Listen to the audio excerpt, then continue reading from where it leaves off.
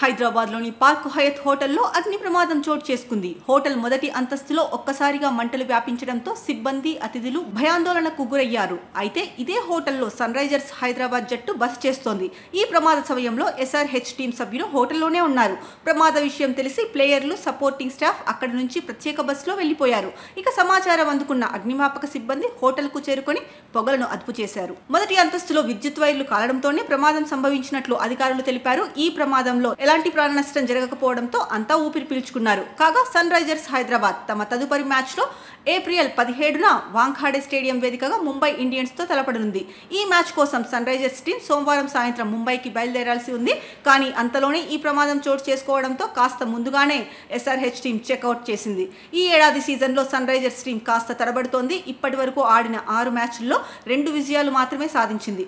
అయితే ఆఖరి మ్యాచ్లో పంజాబ్ కింగ్స్ పై మాత్రం రికార్డు విజయాన్ని SRH అందుకుంది. 245 పరుగుల లక్ష్యాన్ని మరో 9 బంతులు మిగిలి ఉండగానే ఛేదించింది. ఈ మ్యాచ్లో యువ ఓపెనర్ అభిషేక్ శర్మ 141 రన్నుల భారీ సెంచరీతో చెలరేగాడు.